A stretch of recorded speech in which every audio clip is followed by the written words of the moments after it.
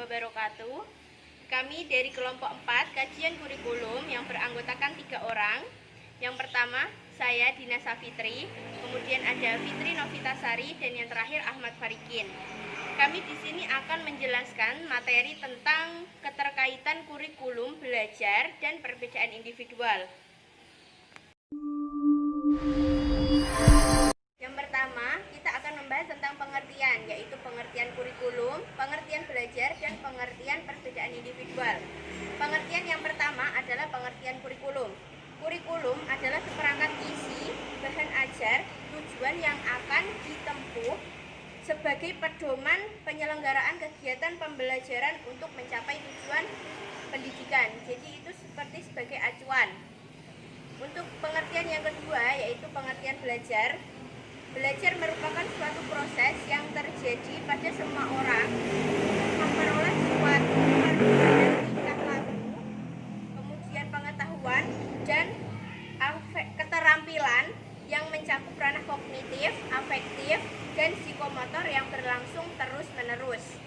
Dan pengertian yang terakhir adalah pengertian perbedaan individual. Perbedaan individual atau individual instruction adalah suatu perbedaan yang dimiliki oleh setiap individu, baik secara fisik maupun non-fisik, yang menjadikan ia memiliki ciri-ciri atau karakter yang berbeda antara satu dengan yang lainnya.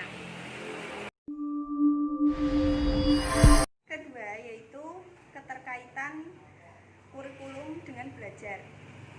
Belajar sebagai kegiatan inti dari pembelajaran memiliki arti modifikasi atau memperteguh kelakuan melalui pengalaman. Yang perlu digarisbawahi pada kalimat tersebut adalah memperteguh kelakuan melalui pengalaman. Ini membuktikan bahwa belajar sebagai kegiatan inti pembelajaran dipengaruhi oleh kurikulum yang notabene merupakan rancangan pengalaman belajar.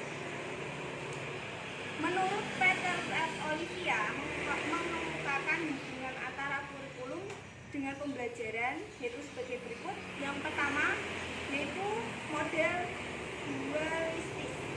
Pada model ini, kurikulum dan pembelajaran berdiri sendiri.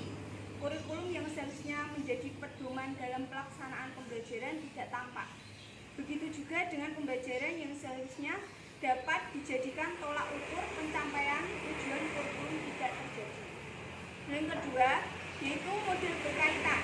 Dalam model ini, kurikulum dengan pembelajaran saling berkaitan. Pada model ini, ada bagian kurikulum yang menjadi bagian dari pembelajaran, begitu juga sebaliknya. Yang ketiga, yaitu model konsentris. Pada model ini, keduanya memiliki hubungan dengan kemungkinan bahwa kurikulum adalah bagian dari pembelajaran atau pembelajaran adalah bagian dari kurikulum. Begitu sebaliknya ya. Yuk. Yang keempat yaitu model siklus. Pada model ini antara kurikulum dan pembelajaran dianggap dua hal yang terpisah, namun memiliki hubungan timbal balik. Di satu sisi, kurikulum merupakan rencana tertulis sebagai panduan pelaksanaan pembelajaran. Di sisi lain, pembelajaran mempengaruhi pada perancangan kurikulum selanjutnya. Jadi ada timbal baliknya seperti itu. Yang selanjutnya adalah keterkaitan antara perbedaan individu dan kurikulum. Dalam perbedaan individu dan kurikulum, titik poinnya terdapat pada penilaian ya. Jadi dalam proses penilaian itu tidak sesuai dengan, tidak diukur dengan KKM atau ketuntasan minimal, yaitu diukur dengan pembagian tugas secara berkala. Seperti contoh kita sendiri adalah contoh berkala, yaitu contoh tugas dari IPS atau IPA yang secara berkala atau setiap minggu diberikan kepada mahasiswa. Tapi ini konteksnya dalam peserta didik sekolah dasar. Dalam jenis layanan atau jenis kurikulum dalam penilaian itu ada 3. Jika peserta didik yang lamban, maka diberi remedial secara berkala per minggu atau per bulan. Yang selanjutnya adalah peserta didik dengan kemampuan sedang diberikan pengayaan. Jadi seperti tadi dalam kemampuan belajarnya yang sedang diberikan pengayaan.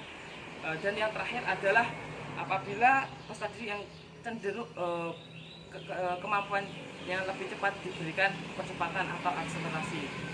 Terima kasih.